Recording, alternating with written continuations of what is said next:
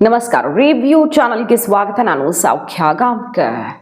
ಹೈಕಮಾಂಡ್ಗೆ ಎಐಸಿಸಿಗೇನೆ ಶಾಕ್ ಕೊಟ್ಟ ಜಮೀರ್ ಅಹಮದ್ ಖಾನ್. ಪಕ್ಷ ಬಿಡ್ತಾರ ಜಮೀರ್? ಸಿದ್ದರಾಮಯ್ಯ ಕ್ಯಾಂಪಿಂದ ಹೋದ ಸಂದೇಶ ಏನೀಗ? ಅವರು ಕುಮಾರಸ್ವಾಮಿ ಮೀಟ್ ಆದ್ರಂತೆ, ಇನ್ನೊಂದಂತೆ, ಅವ್ರ ಮೇಲೆ ಆ್ಯಕ್ಷನ್ ಆಗೋದು ಗ್ಯಾರಂಟಿ ಅಂತೆ. ಇಂತಹ ಗಾಳಿ ಸುದ್ದಿಗಳು ಮೀಡಿಯಾದಲ್ಲಿ ರಿಪೋರ್ಟ್ಸು. ಅದ್ರ ಬಗ್ಗೆ ಜಮೀರ್ ಅವರ, ಕುಮಾರಸ್ವಾಮಿ ಅವರ ರಿಯಾಕ್ಷನ್ನು ಎಲ್ಲ ಗಮನಿಸಿದ್ದೀರಿ. ಈಗ ಜಮೀರ್ ಅಹಮದ್ ಖಾನ್ ಅವರೇ ಹೈಕಮಾಂಡ್ಗೆ ಎಂಥ ಶಾಕನ್ನು ಕೊಡ್ತಿದ್ದಾರೆ. ಶಾಸಕರು, ಎಷ್ಟು ಶಾಸಕರು ರಾಜೀನಾಮೆ ಕೊಡೋದಕ್ಕೆ ಈಗ ರೆಡಿ ಆಗಿದ್ದಾರೆ? ಹಾಗಾದರೆ ವೆರಿ ಇಂಟ್ರೆಸ್ಟಿಂಗ್ ಡೆವಲಪ್ಮೆಂಟ್. ಮಾರ್ಚ್ 4ಕ್ಕೆ ಏನಾಗುತ್ತೆ ಹಾಗಾದರೆ ಕರ್ನಾಟಕ ಪಾಲಿಟಿಕ್ಸಲ್ಲಿ ಕುಮಾರಸ್ವಾಮಿ ಅವರಿಂದ ಬಿಗ್ ಬಾಂಬ್? ಎಲ್ಲ ಡೀಟೇಲ್ಸ್ ನೋಡ್ತಾ ಹೋಗೋಣ. ಮಿಸ್ ಮಾಡಿದ್ರೆ ನಮ್ಮ ಚಾನಲ್ನ ಸಬ್ಸ್ಕ್ರೈಬ್ ಮಾಡಿ, ನಿಮ್ಮ ಅಭಿಪ್ರಾಯ ಕಮೆಂಟ್ ಮಾಡಿ ತಿಳಿಸಿ. ಎಸ್ ವೀಕ್ಷಕರೇ, ಕರ್ನಾಟಕ ಕಾಂಗ್ರೆಸ್ನಲ್ಲಿ ಈಗ ಕಂಡು ಕೇಳರೆದ ಬೆಳವಣಿಗೆ ಆಗ್ತಿದೆ. ಅದು ಬೈ ಎಲೆಕ್ಷನ್ನಿಂದ ಈ ಥರ ತಿರುವು ಪಡ್ಕೊಳ್ಳುತ್ತೆ ಅನ್ನೋದು ಬಹಳಷ್ಟು ಚೆನ್ನಾಗಿ ಗೆಸ್ ಮಾಡಿರಲಿಲ್ಲ. ಯಾಕಂದರೆ ಜಮೀರ್ ಅವ್ರ ಸುತ್ತ ಅಷ್ಟು ದೊಡ್ಡ ಬೆಳವಣಿಗೆ ಆಯಿತು. ಅವರು ಪಕ್ಷದ್ರೋಹ ಮಾಡಿದ್ದಾರೆ ಅಂತಾನೆ ಡಿಕೆ ಕ್ಯಾಂಪ್ ಸಾಕ್ಷಿ ಸಮೇತ ದೂರಿಟ್ಟು ರಿಪೋರ್ಟ್ಗಳ ಮೇಲೆ ರಿಪೋರ್ಟ್ ಇಟ್ಟು ಎಐಸಿಸಿ ಕಡೆಯಿಂದನೇ ಸರ್ವೆ ಸಮೀಕ್ಷೆ ಇಂಟರ್ನಲ್ ರಿಪೋರ್ಟ್ಗಳು ಹೋಗಿ ಜಮೀರ್ ಅವ್ರಿಗೆ ಆಘಾತ ಎದುರಾಯಿತು. ಎಲ್ಲಿ ತನಕ ಅಂದರೆ ಆ್ಯಕ್ಷನ್ ಆಗೇ ಆಗುತ್ತೆ, ನಾವೇನೂ ಮಾಡೋಕ್ಕಾಗಲ್ಲ, ಕೈ ಮೀರಿ ಹೋಗಿದೆ ಅಂತ ಸಿದ್ದರಾಮಯ್ಯನವ್ರು ಕರೆದು ಹೇಳೋ ತನಕ. ಈಗ ಜಮೀರ್ ಅಹಮದ್ ಖಾನ್ ಅಂದರೆ ಸಣ್ಣ ಲೀಡರ್ ಅಲ್ಲ. ಅವರು ಕರ್ನಾಟಕದಲ್ಲಿ ಅಷ್ಟೆಲ್ಲ ದೇಶವ್ಯಾಪಿ ಬಿಗ್ ಲೀಡರ್ ಅನ್ನೋದು ಗೊತ್ತು. ಸಮುದಾಯದ ಮತ್ತು ಪಕ್ಷದ ದೊಡ್ಡ ಬಲವಾಗಿದ್ದಾರೆ ಅನ್ನೋದು ಅಷ್ಟೇ ಸತ್ಯ. ಈಗ ಜಮೀರ್ ಅವ್ರನ್ನ ಟಚ್ ಮಾಡಿದ್ರೆ ಏನಾಗತ್ತೆ ಅನ್ನೋದು ಟ್ರೇಲರ್ ರಿಲೀಸ್ ಆಗಿದೆ ನೋಡಿ. ಅಕಸ್ಮಾತ್ ಜಮೀರ್ ಅವರನ್ನು ಸಂಪುಟದಿಂದ ಕೈ ಬಿಟ್ಟರೆ ಅವರು ರಾಜೀನಾಮೆ ಕೊಡೋದು ಫಿಕ್ಸ್ ಅನ್ನೋ ಸಂದೇಶ ಎಐಸಿಸಿಗೇನೆ ಡೈರೆಕ್ಟಾಗಿ ಹೋಗಿದೆಯಂತೆ. ಸೊ ಮೊನ್ನೆ ಡಿ ಕೆ ಶಿವಕುಮಾರ್ ಅವರು ಸಂಪುಟ ಸಭೆಯಲ್ಲಿ ಸಿಟ್ಟು ಮಾಡ್ಕೊಂಡು ಎದ್ದು ಹೋಗಿದ್ದನ್ನು ನೋಡಿದ್ವಿ. ಜಮೀರ್ ವಿರುದ್ಧ ಕ್ರಮ ಆಗಲೇಬೇಕು, ಪಕ್ಷದ್ರೋಹ ಮಾಡಿದವ್ರನ್ನ ಅದು ಹೆಂಗೆ ರಕ್ಷಿಸ್ತೀರಿ? ಸಾಕ್ಷಿ ಇದ್ದು ಕೂಡ ಇನ್ನು ಹೇಗೆ ಅವ್ರನ್ನ ಕಾಪಾಡೋಕ್ಕೆ ಸಾಧ್ಯ? ಜಬ್ಬಾರ್ ವಿರುದ್ಧ ಆ್ಯಕ್ಷನ್ನು. ಸತೀಶ್ ಜಾರಕಿಹೊಳಿ ಅವರು ಬಂದು ಡಿ ಕೆ ಮೀಟ್ ಆಗ್ತಾರೆ, ಇನ್ನೂ ಟೈಮ್ ಇದೆ, ಇದು ಒಳ್ಳೆಯದಲ್ಲ, ಸಮುದಾಯ ನಮ್ಮ ವೋಟ್ ಬ್ಯಾಂಕು, ಮತ್ತು ಬಹಳಷ್ಟು ಜನ ತಪ್ಪು ಮಾಡಿದವರಿದ್ದಾರೆ, ಸಣ್ಣ ಪುಟ್ಟ ತಪ್ಪುಗಳು ಆಗ್ತಾನೆ ಇರ್ತವೆ, ಹಾಗೆಲ್ಲ ಆ್ಯಕ್ಷನ್ ತೊಗೊಳಕ್ಕೆ ಹೋದ್ರೆ ತುಂಬ ಜನರ ತಲೆ ಹೋಗುತ್ತೆ ಅನ್ನೋ ಎಚ್ಚರಿಕೆ ಸತೀಶ್ ಜಾರಕಿಹೊಳಿ ಕ್ಯಾಂಪಿನ ಬಂತು. ಸಿದ್ದರಾಮಯ್ಯನವರು ಸತೀಶ್ ಜಾರಕಿಹೊಳಿ ಅವರು ಮೀಟಿಂಗ್ ಮಾಡಿದ್ದಾರೆ. ಅಕಸ್ಮಾತ್ ಜಮೀರ್ ಅವರನ್ನು ತೆಗೆದಿದ್ದೇ ಹೋದಾದ್ರೆ ಏನು ಬೇಕಾದರೂ ಆಗಬಹುದು ಪಕ್ಷದಲ್ಲಿ ಅನ್ನೋ ಮೆಸೇಜು ಸತೀಶ್ ಜಾರಕಿಹೊಳಿ ಆ್ಯಂಡ್ ಕ್ಯಾಂಪಿಂದನೂ ಕೂಡ ತುಂಬ ಸ್ಟ್ರಾಂಗ್ ಆಗಿ ಹೋಗಿದೆ. ಅಹಿಂದ ವೋಟ್ ಬ್ಯಾಂಕನ್ನು ಈಗ ಸತೀಶ್ ಜಾರಕಿಹೊಳಿ ಅವರು ತನ್ನ ಜೇಬಿಗೆ ಇಳಿಸ್ಕೊಂಡು ಬಿಟ್ಟಿದ್ದಾರೆ. ಈ ಒಂದು ಇನ್ಸಿಡೆಂಟ್ ಸುತ್ತ ಅವರು ತುಂಬ ಆ್ಯಕ್ಟಿವ್ ಆಗಿದ್ದಾರೆ. ಇಷ್ಟೆಲ್ಲ ಡೆವಲಪ್ಮೆಂಟ್ ಬೆನ್ನಲ್ಲೇ ಜಮೀರ್ ಕ್ಯಾಂಪಿಂದ, ಅಂದರೆ ಸಿದ್ದು ಕ್ಯಾಂಪಿಂದ, ಮತ್ತೇನು ಅಲ್ಲ, ಇದು ಸಿದ್ದು ಕ್ಯಾಂಪಿಂದ ಡೈರೆಕ್ಟ್ ಮೆಸೇಜ್ ಹೋಗಿದೆ. ಹೇಳಿ ಕೇಳಿ ಜಮೀರ್ ಒಬ್ಬರು ಸ್ಟ್ರಾಂಗ್ ಲೀಡರ್, ಅವರನ್ನು ಈ ರೀತಿ ಸುಖ ಸುಮ್ಮನೆ ಏನೋ ಒಂದು ಕಾರಣ, ಯಾರದ್ದು ಆರೋಪ, ಇದನ್ನೆಲ್ಲ ನೆಚ್ಚಿಕೊಂಡು, ಅಥವಾ ಸಣ್ಣ ಪುಟ್ಟ ತಪ್ಪು ಆಗಿರಬಹುದು, ಯಾಕಂದರೆ ಅವರು ಬೇಜಾರು ಮಾಡ್ಕೊಂಡಿದ್ದಾರೆ. ಪಕ್ಷದಲ್ಲಿ ಎಲ್ಲರಿಗೂ ಕುಟುಂಬದಲ್ಲಿ ತೀರ್ಕೊಂಡವ್ರಿಗೆಲ್ಲ ಟಿಕೆಟ್ ಸಿಕ್ಕಿಲ್ಲ, ಹಿಂದೆಲ್ಲ ಬೇರೆ ಬೇರೆ ಥರ ಆಗಿದೆ. ಅದಕ್ಕೆ ಎಕ್ಸಾಂಪಲ್ ಕೊಟ್ರಲ್ಲ, ಅಂಬರೀಷ್ ಅವ್ರದ್ದು, ಇನ್ನೊಬ್ಬರದ್ದು, ಮತ್ತೊಬ್ಬರದ್ದು. ಸೊ ಇಲ್ಲಿ ಅಲ್ಪಸಂಖ್ಯಾತರಿಗೆ ಕೊಡಬೇಕಿತ್ತು ಅನ್ನೋ ಮುನಿಸಿಗೆ ಅವರು ಸುಮ್ಮನಾಗಿರಬಹುದು. ಪಕ್ಷದ್ರೋಹ ಏನು ಮಾಡಿಲ್ಲ, ಪಕ್ಷ ಪ್ರಚಾರನೇ ಮಾಡ್ತಿದ್ರಲ್ಲ ಅವರು, ಹಂಗೂ ಅವ್ರ ಮೇಲೆ ಆ್ಯಕ್ಷನ್ ಆದರೆ ಅವ್ರು ಪಕ್ಷ ಬಿಡ್ತಾರೆ ಅನ್ನುವಂತಹ ಡೈರೆಕ್ಟ್ ಮೆಸೇಜ್ ಹೋಗಿದೆಯಂತೆ ಎಐಸಿಸಿಗೆ ಮೂಲಗಳ ಮಾಹಿತಿಯ ಪ್ರಕಾರ. ಮತ್ತು ಈ ಬರೋ ಚುನಾವಣೆಯಲ್ಲಿ ಇದರ ಎಫೆಕ್ಟು ಡೈರೆಕ್ಟಾಗೇ ಇರುತ್ತೆ ಕಾಂಗ್ರೆಸ್ ಮೇಲೆ. ಕಾಂಗ್ರೆಸ್ಸು ಯಾವ ಕಾರಣಕ್ಕೂ ಜಮೀರ್ ಲೀಡರ್ಶಿಪ್ ಇಲ್ಲದೆ, ಅಂದರೆ ಅವರ ಮುಸಲ್ಮಾನ್ ನಾಯಕತ್ವ ಮುಂಚೂಣಿಯಲ್ಲಿ ನಿಲ್ಲದೆ ಬಹುಮತ ಪಡೆಯೋಕ್ಕೆ ಸಾಧ್ಯ ಇಲ್ಲ. ನಮ್ಮ ವಾತಾವರಣ ಪೂರಕವಾಗಿ ಬಂದರೂ ಕೂಡ ಹಂಗೆ ಅಸೆಂಬ್ಲಿಗೆ ಕಾರಣ ಆಗಿ ಹಂಗೆ ಅಸೆಂಬ್ಲಿ ಆದರೆ ಮೈತ್ರಿ ಮಾಡ್ಕೊಳ್ತಾರೆ BJP JDS ಅವರು.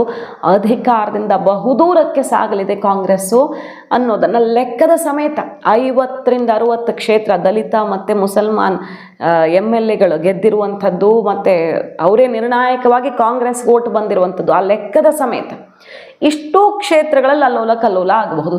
ಸತೀಶ್ ಜಾರಕಿಹೊಳಿ ಈಗ ಸಿಡಿದೆದ್ದಿದ್ದಾರೆ. ಜಮೀರ್ ಅವರನ್ನು ಹೊರಗಡೆ ಹಾಕಿದ್ದೇ ಹೌದಾದ್ರೆ ಏನು ಬೇಕಾದರೂ ಆಗುತ್ತೆ ಅಂತ. ಸೊ 50ರಿಂದ 60 ಕ್ಷೇತ್ರಗಳ ಶಾಕ್ ಕೊಟ್ಟಿದೆ ಈಗ ಸಿದ್ದು ಬಣ ಹೈಕಮಾಂಡ್ಗೆ. ಇದು ಒಂದು ಕಡೆ.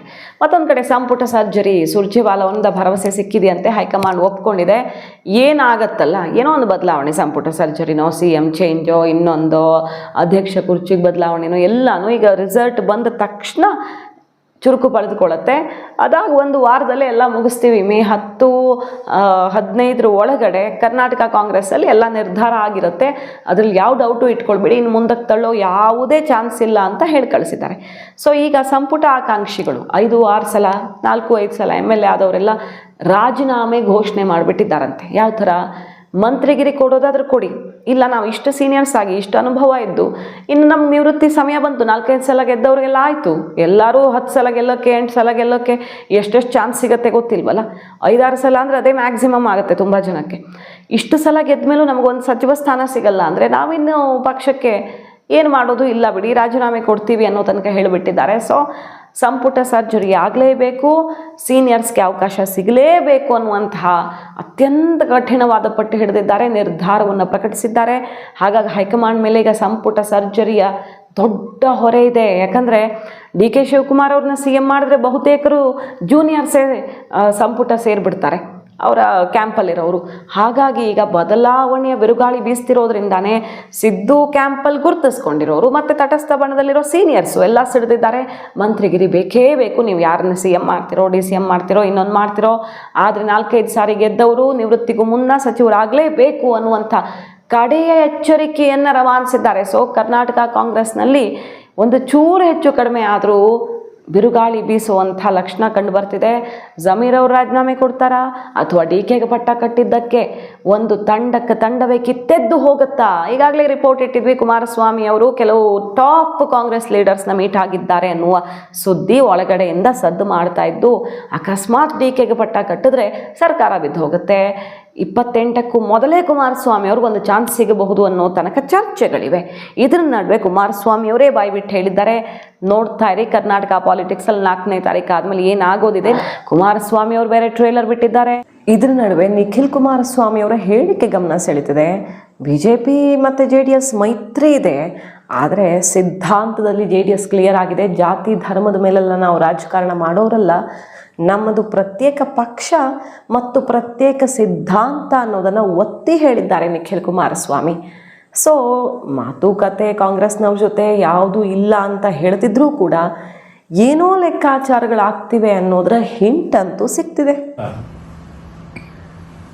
ಏನೇನು ಡೆವಲಪ್ಮೆಂಟ್ ಆಗುತ್ತೆ ನೋಡೋಣ. ಯಾಕೆಂದರೆ ಇಲ್ಲೇನು ಹೇಳ್ತಾರೆ ಕಾಂಗ್ರೆಸ್ ಅಧ್ಯಕ್ಷರು, ನನಗೇನು ಸಂಬಂಧ ಇಲ್ಲ, ನಾನು ಯಾರ ಮೇಲೂ ಆ್ಯಕ್ಷನ್ ತಗೊಳ್ಳಿ ಅಂತ ಹೇಳಿರಲಿಲ್ಲ, ನನಗೂ ಜಮೀರ್ ಅವ್ರಿಗೂ ಏನು ಡಿಫ್ರೆನ್ಸ್ ಇಲ್ಲ. ಅವರಿಗೆ ಕ್ಲಾರಿಫಿಕೇಶನ್ ಕೊಟ್ಕೊಂಡವ್ರೆ, ನಾವು ಆ್ಯಕ್ಷನ್ ತಗೊಳ್ಳಿ ಅಂತ ಹೇಳಿಲ್ಲ ಅಂತ ಹೇಳ್ಕೊಂಡವ್ರೆ. ಅವರು ಹೇಳಿದ್ದಾರೆ ನಾವು ಚೆನ್ನಾಗೇ ಇದ್ದೀವಿ ಅಂತ ಹೇಳಿ. ಕೆಲವು ನಾಯಕರು JDS ಕಡೆ ಮುಖ ಮಾಡಿದ್ದಾರೆ. ಕೆಲವು ನಾನು ಯಾರ ಜೊತೆ ನನ್ನ ಜೊತೆ ಅಂತೂ ಯಾರು ಸಂಪರ್ಕದಲ್ಲೂ ಇಲ್ಲ, ಚರ್ಚೆನೂ ಮಾಡಿಲ್ಲ. ಯಾಕೆಂದ್ರೆ ನನ್ನ ಗಮನಕ್ಕೆ ಬರದೆ ಏನೂ ಆಗ್ಲಿಕ್ಕೆ ಸಾಧ್ಯವೇ ಇಲ್ಲ. ಅದರಿಂದ ಇವತ್ತು ಈ ಸುದ್ದಿಗಳು ಗಾಳಿ ಸುದ್ದಿಗಳಿದೆ. 5ನೇ ತಾರೀಕು ನಂತರ ಏನೇನು ಡೆವಲಪ್ಮೆಂಟ್ ಆಗುತ್ತೆ ಅದು ನೋಡೋಣಂತೆ ರಾಜಕೀಯವಾಗಿ. ಏಕೆಂದರೆ ಕಳೆದ 1 ವರ್ಷದಿಂದ ಏನೋ ಕ್ರಾಂತಿ ಆಗುತ್ತೆ ಅಂತ ಹೇಳ್ಕೊಂಡೇ ಬಂದರು. ಈಗ ನೀವು ಹೇಳೋ ಪ್ರಕಾರ ಈಗೇನೋ ಈ ಡೆವಲಪ್ಮೆಂಟ್ ಏನಿದೆ, ಈ ಕ್ರಾಂತಿಗೆ ಏನಾದರೂ ಬೇಸ್ ಆಗುತ್ತಾ ನೋಡೋಣ, ಕಾದು ನೋಡೋಣ. ಬರೋದಕ್ಕಿಂತ ಮುಂಚೆನೆ ಯಾಕೆ ಅನುಮಾನ ಶುರುವಾಯ್ತು ಇವರಿಗೆ? ಯಾತಕ್ಕೆ ಡೆವಲಪ್ಮೆಂಟ್ ಪ್ರಾರಂಭ ಮಾಡ್ಕೊಂಡು ಕೂತವ್ರೆ? ಅವರು ಒಂದು ಮೈನಾರಿಟಿ ಕಮ್ಯುನಿಟಿನ ನಾವು ರಕ್ಷಣೆ ಮಾಡ್ತಕ್ಕಂಥವ್ರು, ನಾವೇ ಪೇಟೆಂಟ್ ತಗೊಂಡಿದ್ದೀವಿ ಅಂತಕ್ಕಂಥ ಹೇಳ್ತಾ ಇದ್ದವರು ಇವತ್ತು ಅಲ್ಲಿ ಗೊಂದಲ ಯಾಕೆ ಸೃಷ್ಟಿ ಮಾಡ್ಕೊಂಡ್ರು ಕಾಂಗ್ರೆಸ್ನವರು? ಅದು ಒಂದು ಪರ್ಟಿಕ್ಯುಲರ್ ಕಮ್ಯುನಿಟಿ ಮೇಲೆನೆ ಯಾತಿಗೆ ಗದ ಪ್ರಾರಂಭ ಮಾಡ್ಕೊಂಡು ಬಿಟ್ಟವ್ರೆ. ಹಾಗಾಗಿ ಈಗ ರೋಚಕ ಘಟ್ಟಕ್ಕೆ ಬಂದಿದೆ. DK ಶಿವಕುಮಾರ್ ಅವರು ಕಾನ್ಫಿಡೆನ್ಸಲ್ಲಿ ಪೂಜೆ ಪುನಸ್ಕಾರ ಮತ್ತೆ ಶುರು ಮಾಡಿದ್ದಾರೆ. ಬಂತು ಡೇಟು ಅಂತ ಅವ್ರಿಗೆ ಭರವಸೆ ಸಿಕ್ಕಿದೆ ಅನ್ನೋದು ಅವರ ಕ್ಯಾಂಪ್ನ ವಾದ. ಎಲೆಕ್ಷನ್ ಪಂಚರಾಜ್ಯ ಚುನಾವಣೆ 4ನೇ ತಾರೀಕು ಎಲ್ಲ ಫಲಿತಾಂಶ ಪ್ರಕಟವಾಗ್ತಾ ಇದ್ದ ಹಾಗೆ DK CM ಅನ್ನೋದು ಅವ್ರಿಗೆ ಖಚಿತವಾಗಿದೆ ಅನ್ನೋ ತನಕ ಕಾನ್ಫಿಡೆನ್ಸ್. ಆದರೆ ಈ ಕಡೆ ನಡೆಯೋದೇ ಬೇರೆ ಅನ್ನುವಂಥ ಟ್ರೇಲರ್ ಬೇರೆ ಔಟ್ ಆಗಿದೆ. ಮಾಹಿತಿ ಇಷ್ಟ ಆಗಿದ್ರೆ ಮಿಸ್ ಮಾಡದೆ ನಮ್ಮ ಚಾನಲ್ನ ಸಬ್ಸ್ಕ್ರೈಬ್ ಮಾಡಿ. ನಿಮ್ಮ ಅಭಿಪ್ರಾಯ ಕಮೆಂಟ್ ಮಾಡಿ ತಿಳಿಸಿ. Thank you.